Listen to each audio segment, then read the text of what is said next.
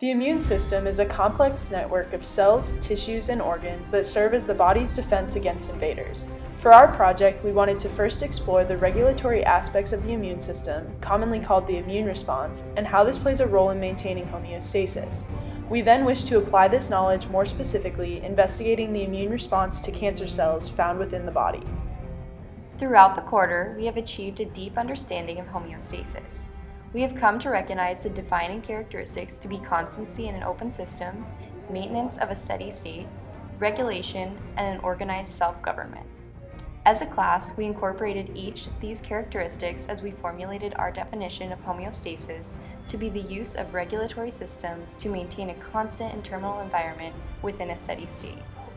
These systems respond in automatic corrective mechanisms in an organized manner within the body, which is in an open system. The physical foundation of homeostasis can be described in what is called a negative feedback loop. This process, used to detail the steps of regulation, begins with a stimulus, which is defined as a change in the internal or external environment. This stimulus causes some change X, which is then detected by a sensor. The signal travels along the afferent pathway to the integrator, which processes the signal and determines how to enact a reverse response. The integrator's signal then travels along the efferent pathway to the effector, which reverses the initial change in X. We are now able to apply this knowledge to the immune system in order to better understand the regulatory nature of this specific system. In general, the immune system maintains homeostasis by preventing invaders, such as bacteria, fungi, or viruses, from disrupting the body's internal environment. Furthermore, the immune response contributes to homeostasis by both preparing and equipping the body to fight those microorganisms that do invade the body's internal environment, preventing further infection. A more detailed description of the immune response requires an explanation of some of the components of the immune system. A pathogen is a single term used to describe the various invaders, such as bacteria or viruses, that can cause disease. A macrophage is a white blood cell that detects and engulfs unwanted particles within the body. Antigens are the signaling substance that trigger the immune response to infection. T helper cells are a type of T cell which is a further specification of a white blood cell. There are a variety of T helper cells within the body which are each responsible for detecting different antigens. Interleukins are secreted by the T helper cells to trigger the cytotoxic T cells. Interleukins also trigger B cells to produce antibodies, which attach to the unwanted cells, marking them for destruction. B cells help with the memory function of the immune system by keeping track of the antigens that the immune system developed a response to, as well as producing antibodies which can detect and mark infected cells for destruction. Natural killer cells are a type of white blood cell that detect abnormalities on the cell's surface and destroy that cell through cell lysis or apoptosis. Finally, cytotoxic T cells are a type of T cell responsible for the destruction of infected or damaged cells. Now we are able to better understand this cycle of the immune response. First, a pathogen enters the body. It is then engulfed by a macrophage and broken into antigens displayed on the outside of the cell. A T helper cell, specialized to detect these antigens, binds to the antigen-presenting cell and secretes interleukins. This then triggers both cytotoxic T cells and B cells. Our primary interest will be in the cytotoxic T cells, for those are responsible for binding to unwanted cells and destroying them. In general, cancer can be defined as a disease caused by the uncontrollable division of abnormal cells that often form into a growth called a tumor. These abnormal cells are formed when a normal cell deviates from the expected course of a cell's life. However, the exact beginnings of a cancer cell is often hard to determine. No matter the cause of its existence, cancer is extremely detrimental to body tissue and can lead to death in many cases if it is not treated effectively. The difference between cancer cells and normal, healthy cells is a matter of damaged cell DNA. This damage causes a disruption in cell life and growth. As mentioned, the division or reproduction of cancer cells is irregular, whereas normal cell division is uniform. This characteristic is what causes cancer cells to form disorganized masses, while normal cells follow an organized arrangement into tissues and organs on a greater scale. The immune system attempts to monitor and prevent cells from undergoing such transformations due to a disease like cancer through a process called immunosurveillance. Immunosurveillance is the ability of the immune system cells, such as T cells and natural killer cells, to travel to virtually any location in the body in response to an emergency. This emergency could be anything from bacterial infection to the beginnings of a tumor. Thanks to immunosurveillance, the body is able to detect immunological cellular disturbances, which include any abnormalities on cell surfaces. For the general immune response, the stimulus would be caused by pathogens invading the body. The variable change would then be an increase in the infected cell. Macrophages would serve as the sensor. For these, white blood cells would detect pathogens within the body and display the specific antigens in order to trigger the rest of the immune response.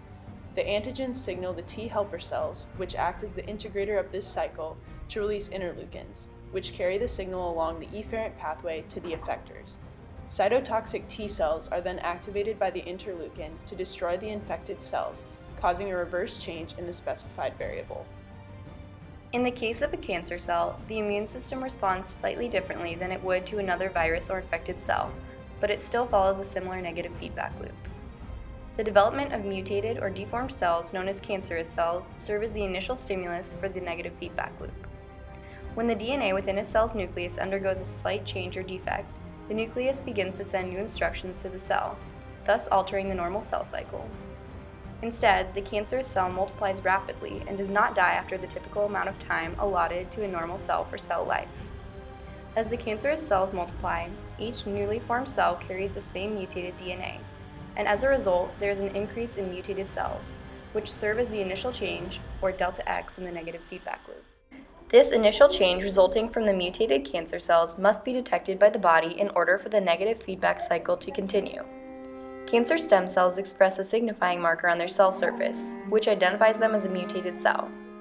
This marker may vary between different types of cancer, but some examples include the MHC1 molecule and the CS1 molecule. These markers are then recognized by the sensors in the immune system, the white blood cells. Depending on the type of white blood cell that recognizes the cancerous cell, the negative feedback loop may follow a slightly different path. First, we will look at the path resulting from macrophage recognition.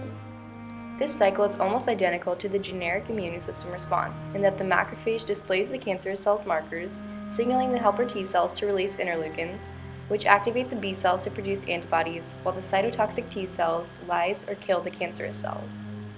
Alternatively, research shows that a different type of white blood cell, the natural killer cell, often recognizes the marker molecule on the mutated cancer cell.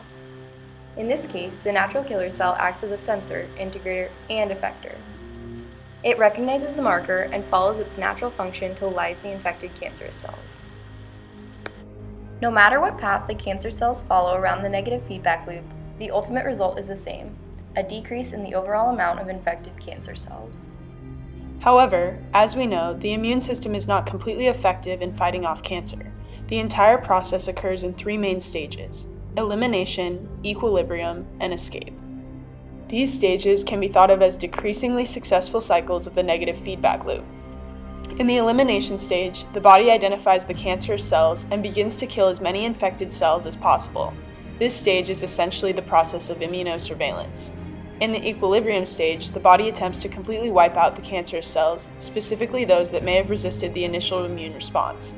Finally, in the escape stage, all cancer cells that resisted the immune system multiply and spread, leading to the disease state of cancer, the formation of a tumor. Cancer is in itself a disease state for the immune system due to its unique nature that is not entirely understood at this point in medical research. First of all, the so-called infection of the DNA resulting in the mutated cells stems from our own DNA, which complicates the immune response at the very beginning of our negative feedback loop. Furthermore, because the infected cells multiply at such an abnormally rapid rate, the effects of the immune system cannot overcome the rate at which the disease grows. The diagnosable disease state for cancer is often defined as the formation of a tumor. The immune system may continue to fight these infected cells, but the process of cancer cell mutation allows the cells to build up a resistance to the immune system.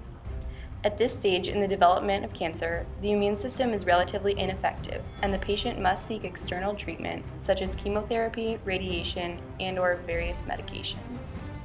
Even though the immune system cannot protect us from everything, it protects us against a majority of the dangerous invaders we unknowingly come into contact with every second, and we would not be able to survive without it.